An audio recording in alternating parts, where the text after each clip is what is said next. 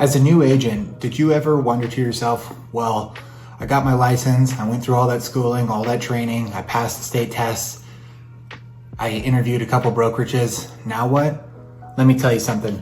When I first got started in real estate back in 2009, one of the biggest things that happened to me that I wish would have turned out a little bit differently is, these quick 5 things right here. I just want to give you guys some quick tips on how you can absolutely make real estate into a career and a business that serves you versus the result which happens to about 90% of agents that get into this industry, which ultimately they wash out. And it's really unfortunate because there's a lot of highly qualified, great people that are attracted to this business because they're the type of person that wants to serve. They want to be a beacon in their community, and they want, some of the things that this sort of industry can provide for them in their life and in their families. So here are quick 5 things that if I would have known when I got started that I've been really, really grateful for. Just so you guys know, my name is Adam Clark. I am a realtor here in Eastern Washington. I've been in the industry for almost 13 years now, got in 2009 during the recession. And despite, the ups and downs of the various market conditions, I've managed to somehow get to this point right here. Today, I'm in a great place in my career. I am fortunate enough to coach and mentor others, especially those newer in the industry, and how to get a great head start. Here are the top 5 ways in which you can make sure that your real estate career gets off to a great start. So number 1, guys, there's going to be a few things on here that seems like they're oxymorons to each other, and the theme that you're going to realize really quickly. And look, I just got off the gym, I got inspired by this idea, and I just wanted to get it on video to get it to you quickly. But 1 is get serious about your schedule. Decide the types of activities that you want to do that you have been shown to be successful for other agents. Don't try to reinvent the wheel yourself, okay? It doesn't have to be that complicated, especially when you're starting out. Find what works and then build a schedule that's going to serve you. One of the biggest challenges I had when I got started was I went from the Marine Corps, this very highly structured and regimented society where you were told to do this and you were told to do that, and I thrived under that sort of structure. And then I went into real estate, which was essentially was structureless. And one of the biggest gifts I think I could have been given at that time would have been to have that some sort of structure built in so that I had more of a guideline on what it takes to actually be successful in this business. So decide when you're doing appointments, when you're doing your prospecting, when you're doing your follow-up, when you're having your time to yourself, as in, working out, taking care of yourself, spending time with your friends and family, working your network. Decide these things ahead of time and then put everything, and I mean absolutely everything, into your calendar and mark it as an appointment. It is just as serious as an appointment. So as far as your family, friends, and clients are concerned, I'm sorry I can't do that right now. I have an appointment. Can we do it at this time?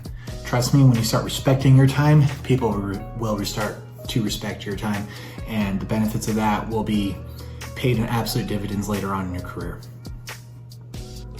Number 2, early in your career, you gotta give yourself some room to be flexible. Listen, I can't tell you how many times where it was my prospecting time and I had that client that I didn't have that rapport, that relationship built with yet. It was a brand new prospect and they wanted to see, $500,000, $600,000, $700,000 home while I'm at Costco. Sometimes you have to abandon that grocery cart. Go to that appointment, build that connection, and you can always go to Costco later. I know that I just got done saying you got to protect your time, your appointments, your schedule, but this is where the nuance comes in, right? There's a big difference between a client who doesn't respect your time, wants to capture all of your time, and they think of it as, as theirs, and somebody that you don't know yet that you're trying to establish a relationship with, and or you're in a hot market, things are selling within 24 hours, and you have some buyers and you guys are on your 15th, contract that you've written, and time again, you keep getting beat out, and this one came back on the market, you need to be quick. What are the things that you're going to do that's going to separate yourself from the pack, that's going to get you ahead of the game, make you be proactive, and ultimately, that ultimate service, that ultimate provider for your clients. Trust me, you put yourself out there and you fight that hard for them, like they're going to talk about it, and unfortunately the inverse is even more true. You don't do those things and they find out someone else did, they're going to talk about it even more. So don't be that agent that they talk about negatively, be that agent they talk about positively. Number 3, guys, I think this is a big one. When you're first starting out, I cannot tell you the value of getting on a team. What does a team do? A team does that thing that we were talking about earlier. It provides structure. It gives you a schedule. It gives you leads. It shows you systems and processes of a group of individuals who are doing it successfully, doing it as in doing real estate successfully. There's more than one way to skin a cat in this game, but at this point, you need to be absorbing anything and everything that you can. It also gets you around others who are in real estate every day. You need to be around the conversation of real estate. You need somewhere to go to work that's outside of your home. You need to learn the art of following up with clients. Trust me, this is a whole new language. This is a whole new skill set that you were not taught in real estate school. Real estate school does not prepare you for what it takes to ultimately be, that advocate and that provider for your clients. And not only that, it teaches you how to handle fears and objections and different various issues and nuances that come with a real estate transaction. Listen, I've been doing this for over a decade. To this day, every single, and mark my words on this, every single real estate transaction has something come up with it. They're all unique.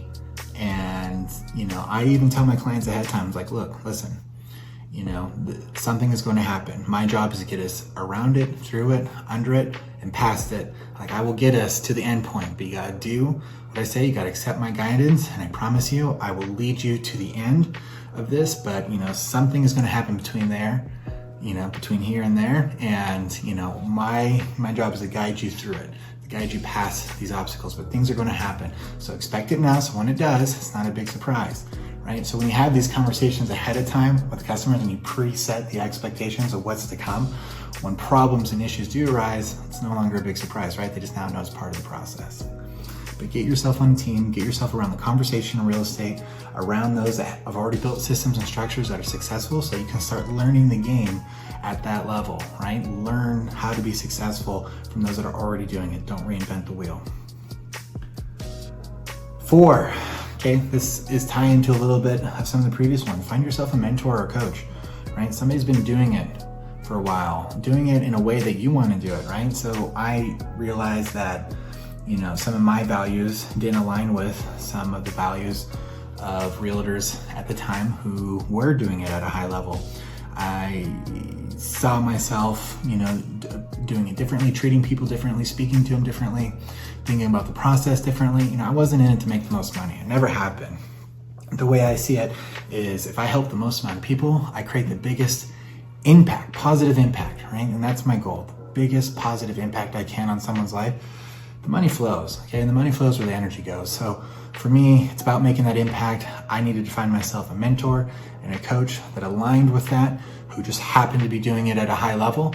And it was one of the greatest boons to my career, bar none. So find yourself a mentor or coach. If you have to pay for them, pay for them. It doesn't have to be somebody you know, okay? But if you do know them, all the better. But get yourself under someone's wing, ask to be their mentor, their mentee, ask to be coached by them if they're even offer that. Work for them for free, do whatever it takes to get into their circle, be helpful to them, be a asset to them. And like I said, it's about being in the room when those conversations are happening. Offer just to shadow them on a few appointments and see what they do. The vast majority of agents that have been doing this a while are good people. Those are the ones that tend to stick around. The rest tend to wash out, right? Those are truly service oriented. Those that truly want to be of service to their communities. They tend to be the ones that stick around, and most of us are more than willing to take on somebody who humbles themselves and says, will you please help me? It's like, I'm a sucker for that myself, and many of the others are. And I was once in your shoes, and having to ask for that help. And it can be a powerful thing, and one of the greatest things that you do for your career to propel it forward, especially early on. And don't think that just because you're in your mid or late stage career that you can't benefit from finding a mentor or coach too. There's always somebody that's done it bigger, better before you, that you can learn from. This is a lifelong process. You got to be lifelong learners. You got to be committed to always be adapting, always be learning. And those that don't tend to stagnate and ultimately wash out. You're either growing or you're dying, as they say.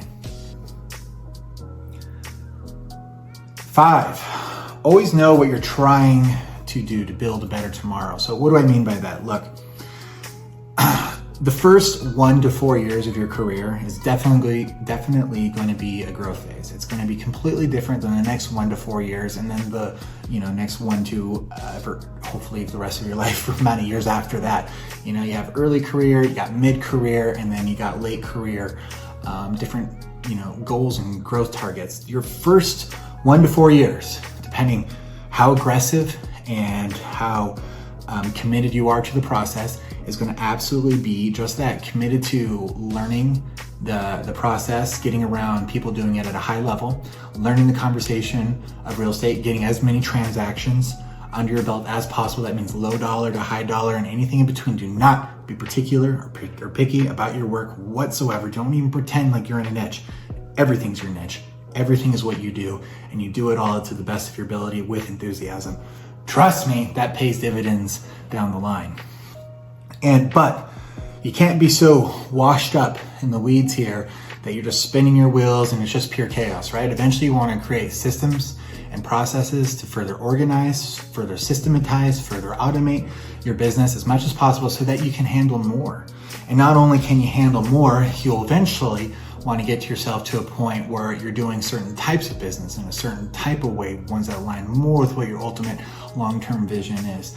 If you catch yourself always scrambling to juggle as many balls as possible without trying to systematize, organize, and any of those other things into your business, not focusing on what you're trying to build to, you can easily get caught in that trap. Don't be the realtor that's 10 years in and doesn't have a CRM. And if you don't know what a CRM is, it's something you should Google right now. Client relation management, system. So these are the things that you should always be considering, that should always be in the back of your head, and thinking like, okay, so what does my schedule look like that I can serve and handle my business today, but I can build a better business tomorrow? Put that into your schedule. That was tip number 1. And then tip number 2, be flexible. It's like, okay, I know I said I was going to do these videos, so I got further, but I got to do the showing. Well, I can still do those videos because I'm going to do them a little bit later. Be flexible in that, but still get it done, right? Be tenacious in the results, but flexible in the approach, right? This is the nuance of the game here. But don't ever forget about tomorrow's business and focusing too much on scrambling just to keep up with your day. If that means you have to buy something, invest in something, get an assistant, join a different team, buy a certain system, hire a coach, someone's going to set you straight, set you right, do it. I'm telling you, the investments always are worth it. And things tend to get more serious the more you spend on them too. So don't look for the cheap way to do things. Look for the expensive way. Look for the quality way to do something.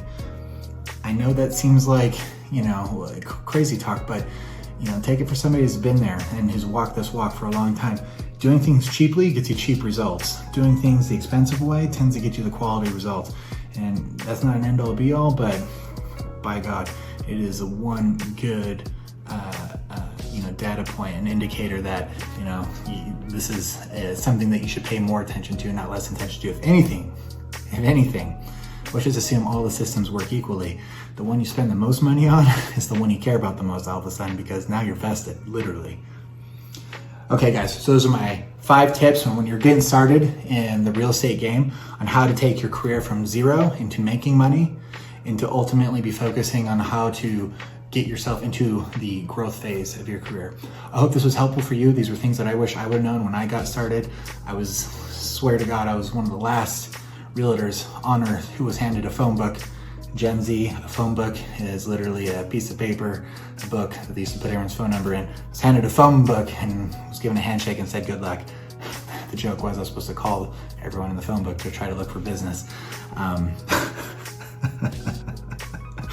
So yes, I have my foot in that old world, and I do realize that, it takes a completely different approach today to get you started. And, I believe that if I would have been more organized, had stricter systems, I would have been more forgiving of myself and my schedule, and not so adherent to the systems and processes in which I put on, like in totality, that if I would have got myself on a team around the conversational real estate, or somewhere to go to work and get out of the house, if I would have found a good quality mentor coach, paid for it, top dollar paid for it, so that I listened to every single word that they spat at me, and I would take it in like it was just literally worth its weight in gold.